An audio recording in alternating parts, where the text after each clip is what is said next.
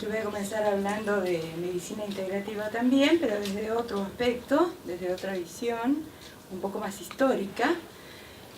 La medicina integrativa es la combinación de terapias médicas formales y las propias de la medicina complementaria, para las cuales existen datos científicos de alta calidad sobre su seguridad y su eficacia.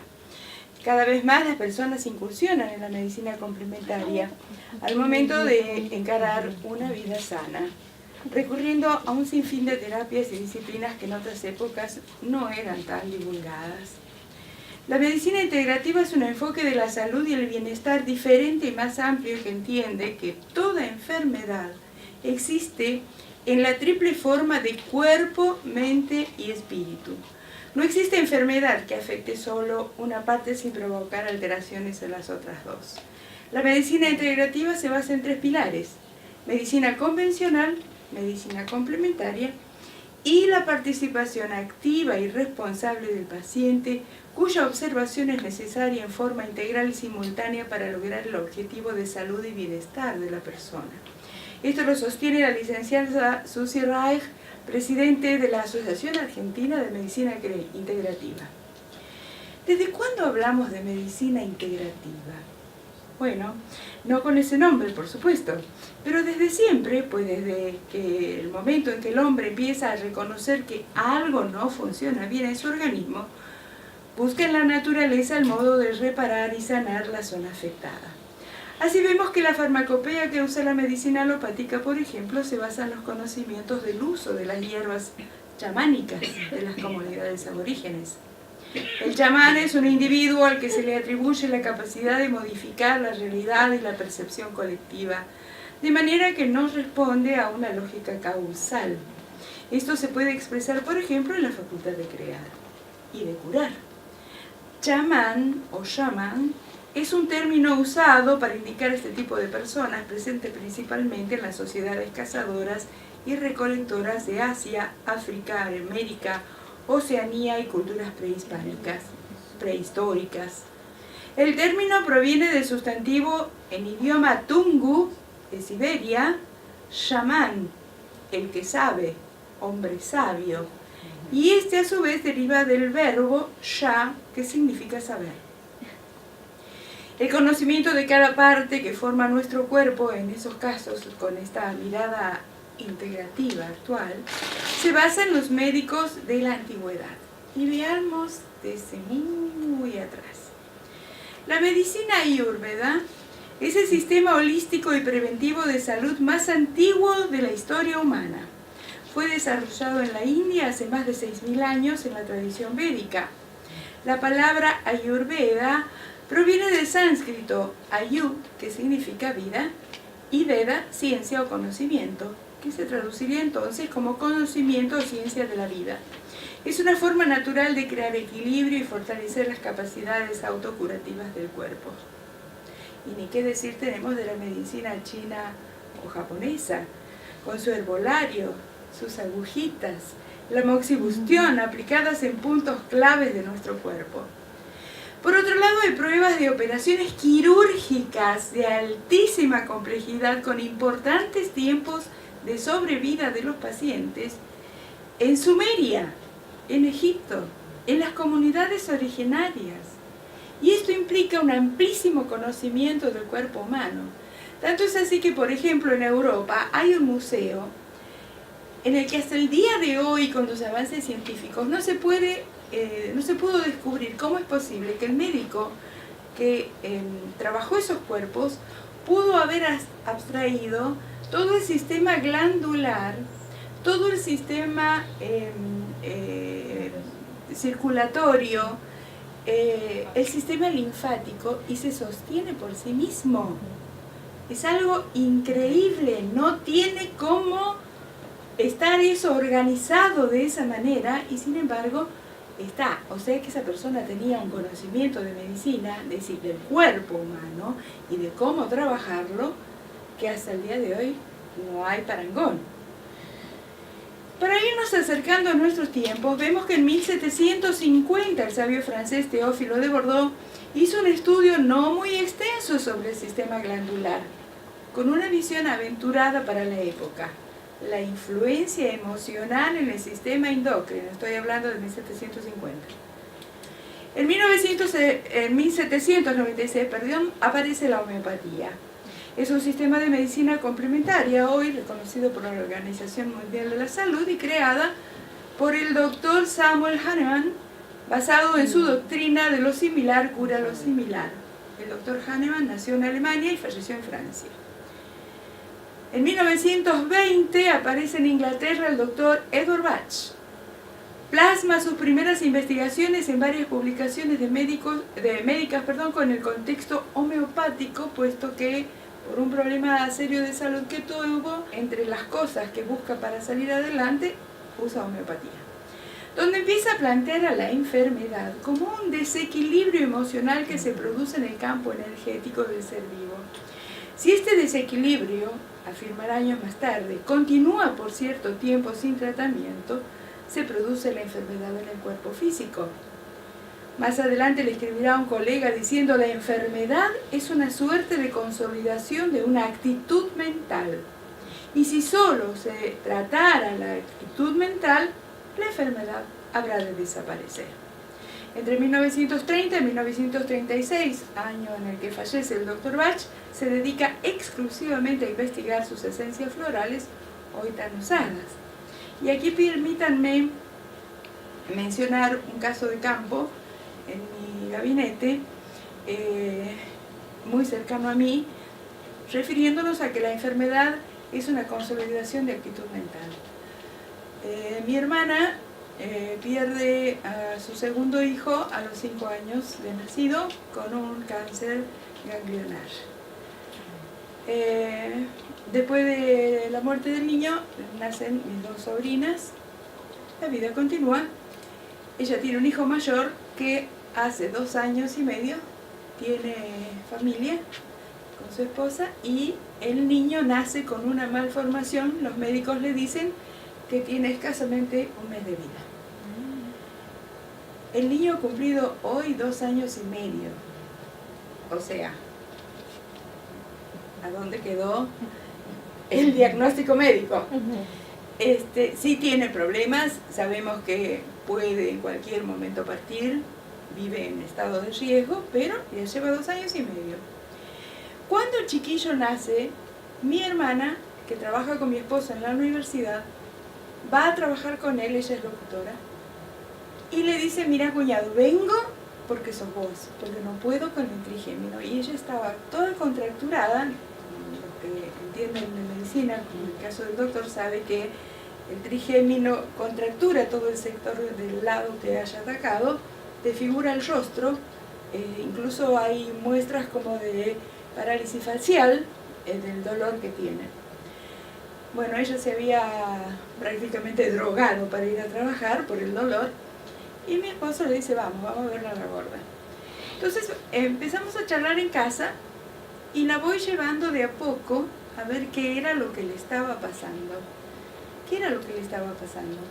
Ella estaba inconscientemente recuperando todo lo que había padecido con su hijito cuando muere por el cáncer. Y lo revive ahora con el nieto.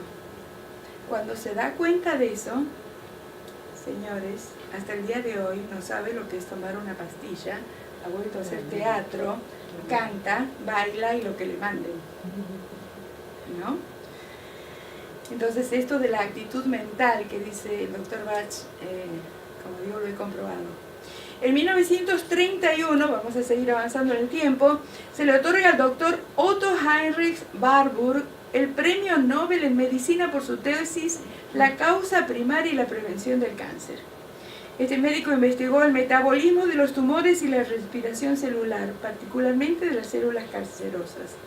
Y escribió y editó además los libros Metabolismo de tumores y Nuevos métodos de fisiología celular. Él afirmaba que las células cancerosas viven en un ambiente extremadamente ácido y carente de oxígeno. Las células sanas viven en un entorno alcalino y oxigenado, lo cual permite su normal funcionamiento. Él enseña que hay que beber diariamente por lo menos un vaso con agua, con el jugo de medio limón, más una pizca de bicarbonato para alcalinizar el cuerpo. y yo lo he comprobado en mis pacientes de cáncer, que están con tratamiento de quimioterapia, no pierden el pelo, no tienen las consecuencias tremendas que tiene normalmente un paciente de cáncer en quimio, y he visto 2 casos, también cercanos a mí, de regresión total del cáncer. No digo que sea exclusivamente por esto, porque también ha hecho y se ha seguido haciendo el tratamiento alopático, por supuesto, pero esta cuestión de incorporar esta parte y de restarle tanta fuerza a la quimioterapia ha permitido que estas 2 personas, el papá y la hija, hayan remitido totalmente y están dados de alta por la enfermedad. El padre incluso ha viajado el año pasado a Estados Unidos a un congreso de la comunidad a la que nosotros pertenecemos. Así que está, os les explico, divino. En Estados Unidos, en 1939, aparece el máster en medicina, el Dr. Kapp, que publica su libro Las glándulas, nuestros guardianes invisibles, donde plantea también su mirada holística del paciente, pero observando el funcionamiento del sistema glandular, y enseguida voy a volver sobre esto. Dentro de esta breve cronología cito textualmente la parte constitutiva de la Organización Mundial de la Salud, porque sin mencionarlo, como la conocemos hoy, medicina integrativa, ya hace referencia a ella. El 7 de abril de 1948, los 194 Estados miembros se reúnen en Ginebra para firmar la Constitución que, entre otras cosas, dice: la salud es un estado de completo bienestar físico, mental y social. Físico, mental y social. Y no solamente la ausencia de afecciones o enfermedades. El goce del grado máximo de salud que se pueda lograr es uno de los derechos fundamentales de todo ser humano, sin distinción de raza, religión, ideología política o condición económica o social. La salud de todos los pueblos es una condición fundamental para lograr la paz y la seguridad, y depende de la más amplia cooperación de las personas y los estados.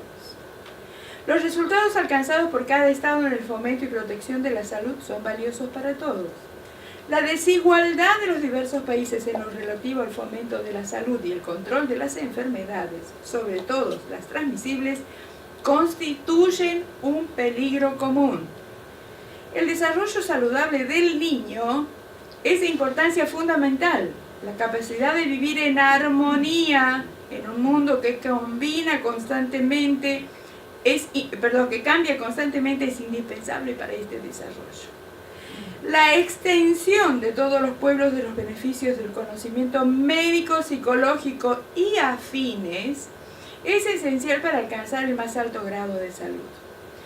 Una opinión pública bien informada y una cooperación activa por parte del público son de importancia capital para el mejoramiento de la salud de los pueblos. Y aquí permítanme que mi niña interior haga berrinche. Hoy la influencia de la publicidad, del aparato publicitario, en la recomendación libre, totalmente libre, de que le den anabólicos a los chicos, me tiene con los pelos de punta.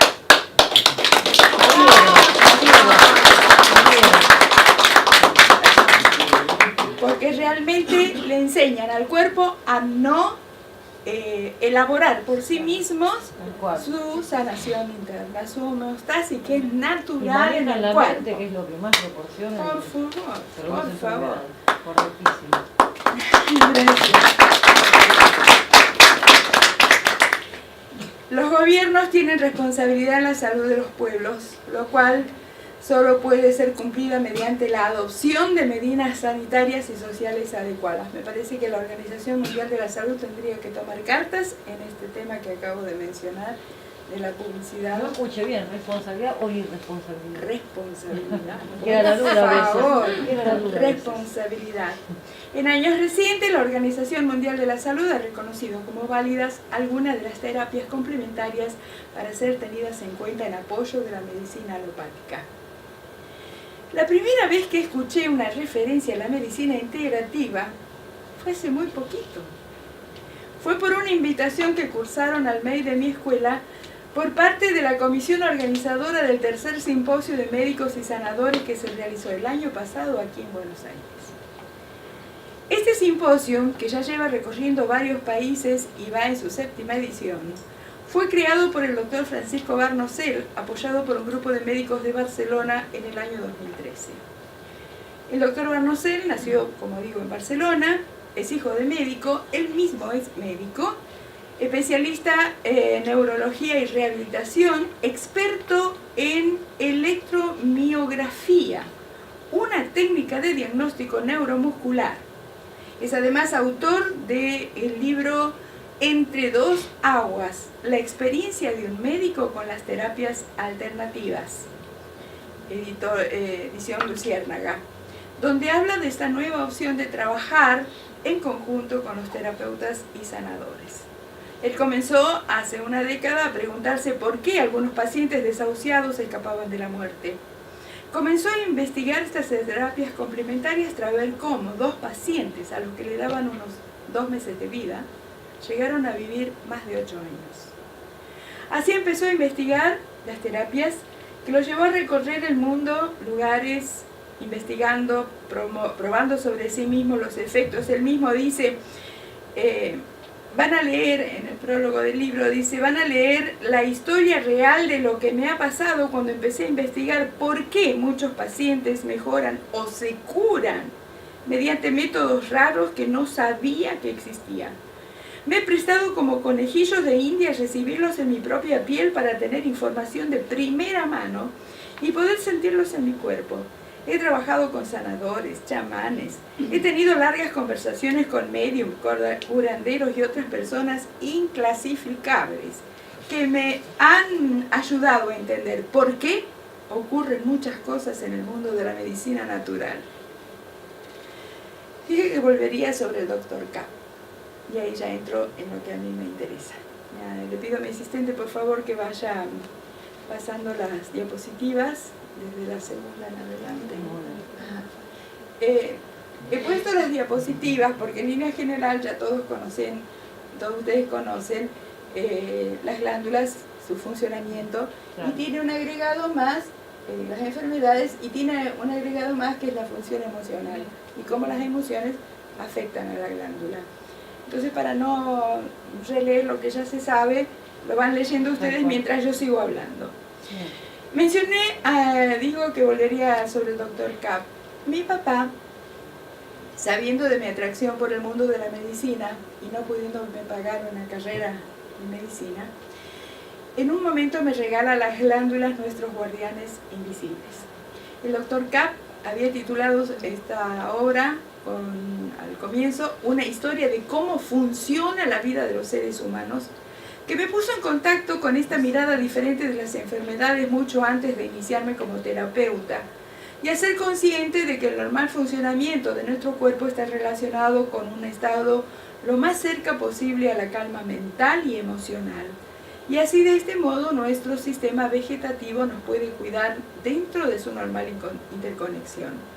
El Dr. K reconocía que sus conocimientos y comprensiones de las glándulas de secreción interna y de sus actividades le han ayudado en su práctica activa de la medicina en más de 40 años, y que fue gracias a las investigaciones aportadas de profesionales como los doctores Ayus, George Crile, Alexander Cannon, Berman, entre otros, que tuvo esta visión más amplia del paciente. Como diría una médica hace unos años atrás en un congreso de Reiki, ya no es un hígado o un vaso que con patitas viene caminando solito para internarse en la cama 6 de la sala 8 diciendo estoy enfermito, sino que es un contexto, es un ser humano que viene con un montón de cosas a las que hay que tener en cuenta. Y ahí sí le pido por favor a mi asistente que ponga la primera diapositiva, El cuerpo grita, que está tomado precisamente del libro El cuerpo grita, lo que el corazón calla, y ahí ven cómo cada una de las manifestaciones físicas tiene que ver con un aspecto emocional.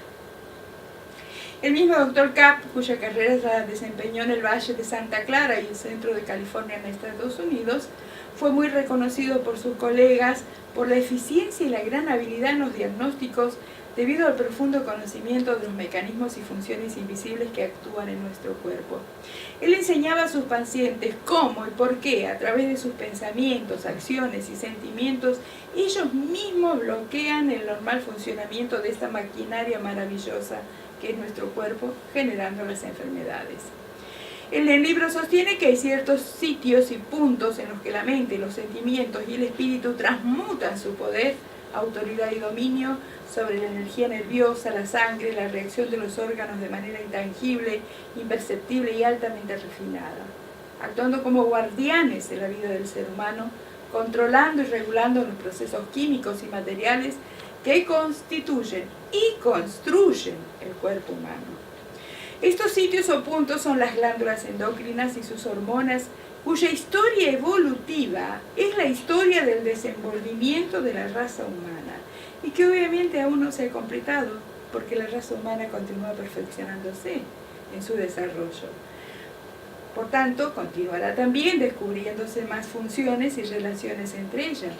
Recordemos, por ejemplo, que cuando tuvo que aparecer el cerebro e irse desarrollando para el hombre Homo sapiens, apareció la glándula pituitaria y empezó a desarrollarse.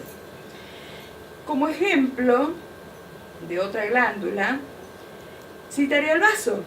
Es tan reactivo y tan demostrativo de las funciones emocionales de la existencia mental, psíquica, espiritual y física, que por esta razón la gente inventó frases populares mediante las que expresa la idea de que el mal humor, la depresión y el desasosiego son causados por el mal estado del vaso. Escuchamos decir, estoy verde de rabia, y es que el verde oscuro, tirando a sucio, es el color que toma la glándula cuando pasamos por estos procesos emocionales. Esto se ve en una cirugía